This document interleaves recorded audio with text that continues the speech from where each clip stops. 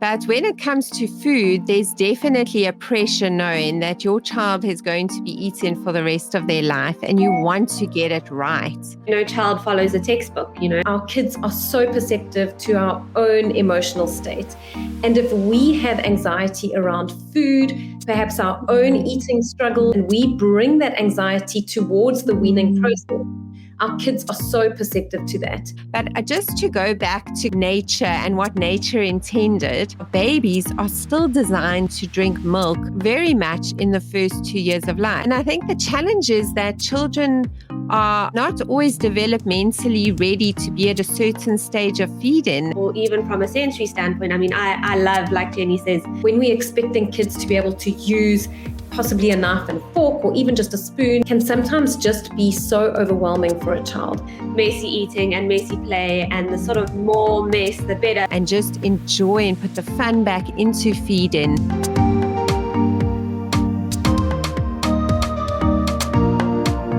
Hi everyone, and we're back with Let's Talk Baby, and we really hope you're enjoying the series with us as we've been journeying with Sammy on her pregnancy. And today we just want to jump in and just talk a little bit about a topic that is quite common if you've got a baby. I think everyone has to do it. And at some point, you've got to wean your baby. So again, today is the team, and it's Sammy, who's our speech pathologist, feeding therapist, and lactation consultant. So welcome, Sammy. Hi, thanks, Kath. Thanks for having me. And Jenny, Dr. Jenny Rose, our clinical psychologist and mom of 3 of her own children. And thanks, Jenny, for joining us. Well, thanks so much, Kath. So happy to be here. And I'm a pediatric dietitian and also a mom of 3 older children, but I don't forget those days when I had to navigate weaning my babies onto solids. So Sammy and Jenny, today, I think as we kind of explore the topic of weaning, I think I'd really like to do it not so much from how do we wean, because we'll have many sessions where we can talk about that and there is lots of information. But I think I'd like to talk really about more the kind of the background to weaning. What are the type of things we are taking these little people and we setting them up for a journey of eating. And I always say eating is something that you have to do for the rest of your life. Breastfeeding is for a season. Even being on the bottle will be for a season. And so we can kind of, you can have a child that's not wild about milk or not wild about being on the bottle. But when it comes to food, there's definitely a pressure knowing that your child is going to be eating for the rest of their life and you want to get it right. So I think maybe just to start off, Jenny, I'm just going to ask you to just give us a little bit around the thought processes and the possible anxiety that a mom and a dad could feel when it comes to approaching the whole food journey, more from kind of a psychological perspective as opposed to a practical food perspective. Yeah. I'm so glad you mentioned that, Kath, because I think one of the sort of underestimated areas around weaning and sort of food development is actually the emotional or psychological side. And I see an enormous number of kids that present with a lot of complexity in their eating. And I think as parents, it's tricky because we don't want to put more pressure on ourselves, but we also need to understand that our kids are so perceptive to our own emotional state. And if we have anxiety around food, perhaps our own eating struggles or difficulties, or also just the concerns that we have for our child's eating development, and we bring that anxiety towards the weaning process, our kids are so perceptive to that. So what we actually see on a psychological level with kids and eating, and this might play out a little bit later in the weaning process, a little bit further down the line, but see that food holds an enormous currency for children. The amount of power associated with food is undeniable. And our approach to weaning, our approach to food has such a long-term sort of potential implications or ramifications around how we hold power in the house. And our kids very quickly learn often what a stressful and perhaps anxiety-inducing process weaning and food is. And when they realize how much power they can gain by controlling the food and the eating, it can lead to very complex and difficult interactions. And I always say I never want parents to be overwhelmed or feel really stressed about this, because those, that sounds like quite a lot of scary stuff that can potentially happen. But it's about being mindful and conscious of how we approach eating, that we don't want it to be something that is riddled with anxiety. We don't want power plays around food. We don't want control around food. So being conscious of those psychological elements is so important. I love that. And I think, one of the things that I've really felt very strongly about, and it leans to what you're saying, is the way we start the weaning journey and the pressure as professionals we put on food and solid introduction, complementary food introduction can have a huge add-on pressure to parents that are already, maybe like you say, Jenny, navigating their own journey with food, how they feel around food, and just their own anxiety around it. So, as a professional, from my point of view, I kind of have been giving it a lot of thought lately, and just looking at our bodies, and I think I'll get Sammy to jump in as well, because it relates a lot to kind of what our bodies were meant to do from a breastfeeding perspective. And I know that some parents haven't been able to successfully maybe breastfeed for as long as they wanted, or even at all, for various reasons. And then we have wonderful formula available for that, and we're really grateful.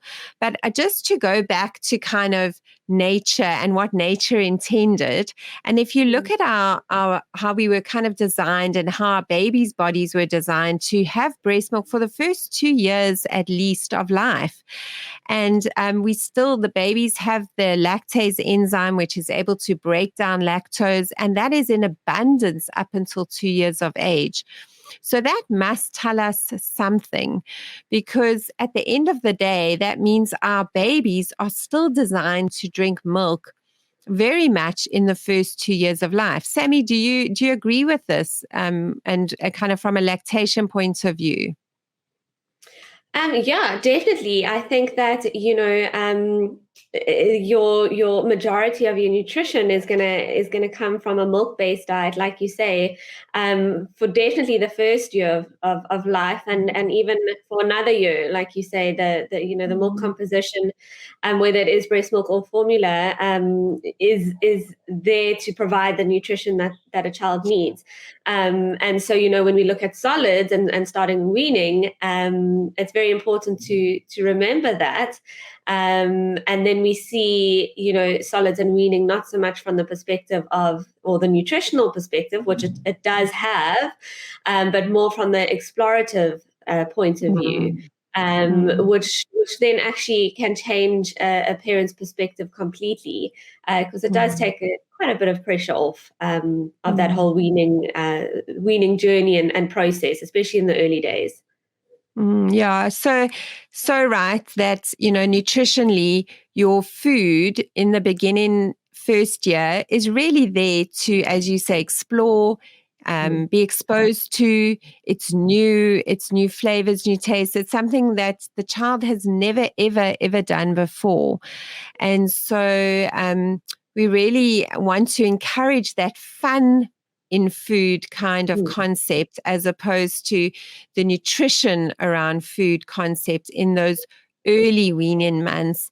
And then as you head into kind of the second year of weaning, you can start to kind of step up the shift of food versus milk, and step down milk, but still have milk as a backup. And I think that is really helpful if parents understand that perspective.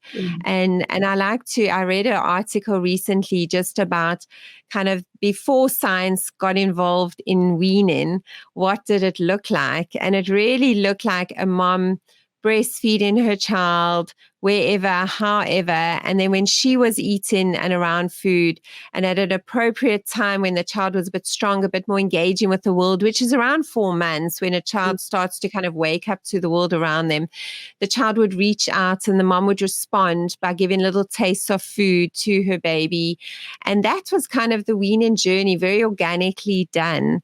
And I think we've kind of mechanicized it and made it very kind of rote and in very much this is the way to do it, etc., etc. And I think it's disempowered a lot of parent-child connections around food, because it's almost like, this is not the time to feed, this is the time to feed, this is how I do it, this is not how you do it. So there's a lot of do's and don'ts when it comes to that.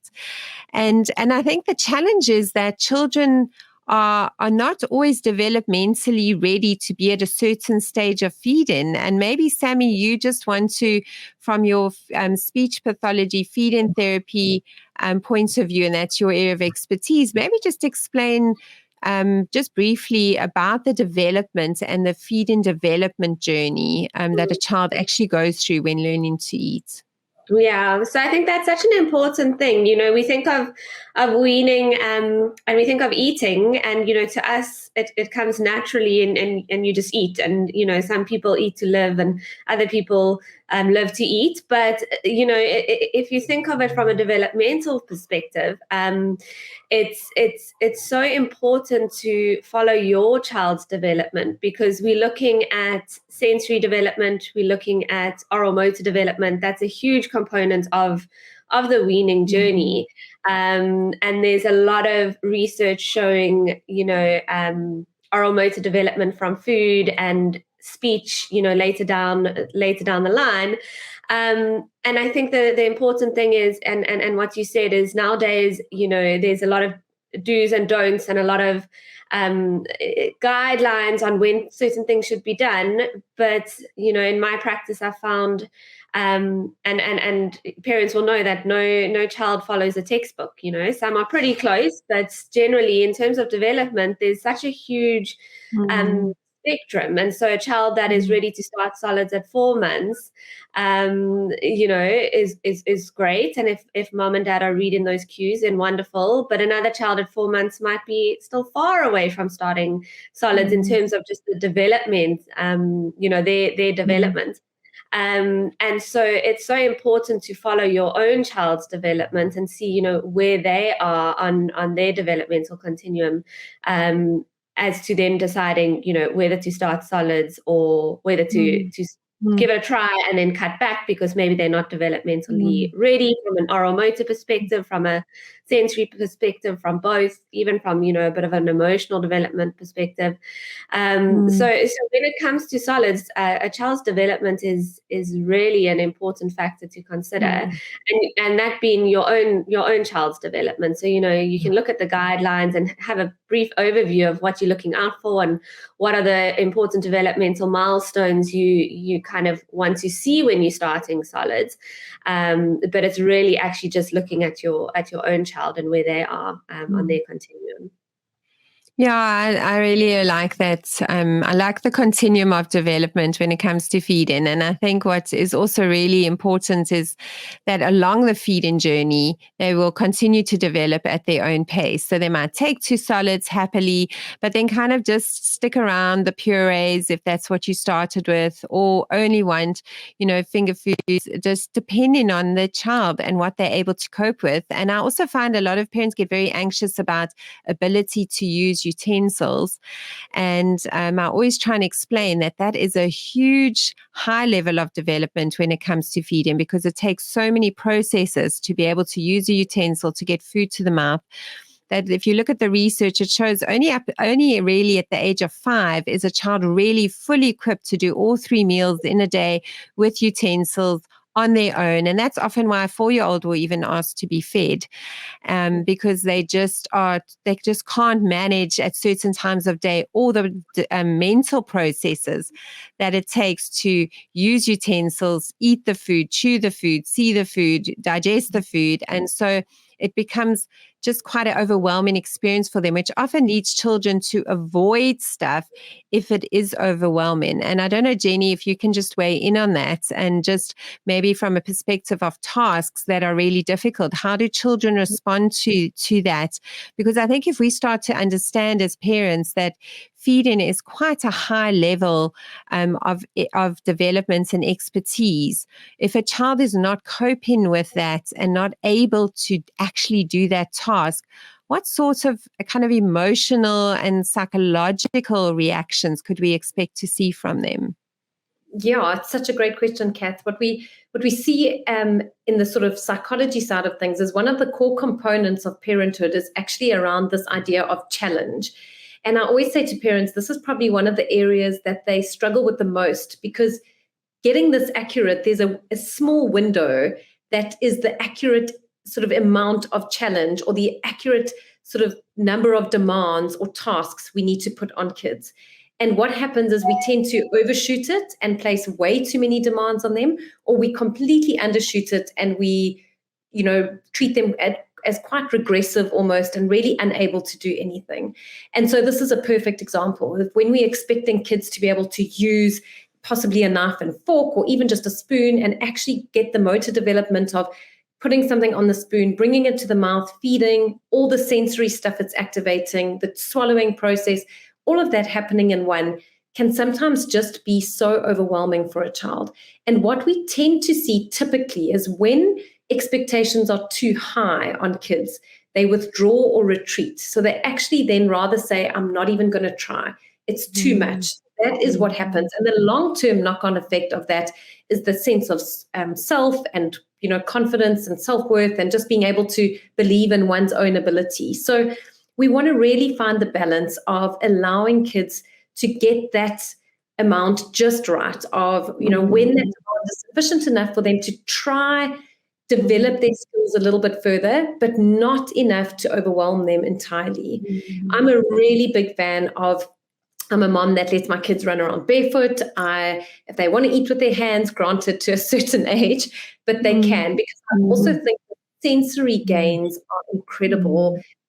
We are very quick as moms these days to be cleaning our kids' mouths while they're eating, and eat perfectly with a spoon so we don't mess, and actually mess with a critical part of development.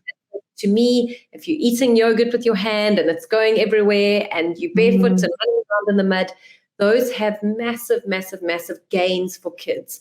And so we need to lay back on expecting our kids to kind of present perfectly too early on by utensils and staying clean. I really appreciate that, Jenny. And I don't know, Sammy, if you want to add anything with regards to what Jenny has said. From your perspective, do you see this similar kind of, acceleration of moms or dads' expectations of their abilities, feeding wise? Yeah, I think a huge part of my management with the cases that I see is managing parent expectations around meal times, and also guiding them on these expectations, and sometimes it's just a matter of pointing it out and saying, what you're expecting of your child, maybe from a developmental standpoint, is just too much at this stage, or is unrealistic, and it's managing those expectations, because I think sometimes there's that high expectation, like you were saying, of eating with a utensil, and maybe from a motor standpoint, a child struggles with that, or even from a sensory standpoint. I mean, I love, like Jenny says, messy eating and messy play, and the sort of more mess, the better from a sensory perspective. And so a huge part of my sort of role as a feeding therapist is managing parent expectations around their specific child, eating and eating abilities. So managing expectations, so important. And I think maybe I will just kind of bring this to a close by just highlighting again, the points I brought across just now, in light of what both of you have mentioned about the messy eating, a lot of parents don't want to go there because you can't quantify it. So if you give a bowl of yogurt and you're not feeding every spoonful, the child is not able to take in every spoonful, but they're using their hands and they like plopping their hand in the yogurt, putting it to their mouth, licking off some. You can't say how much the child has eaten. And so if the pressure is on volume of food for nutrition and amounts of that the child is going to take in, it makes those opportunities to eat more organically much harder for a parent to do, because they now have been told to cut back on milk.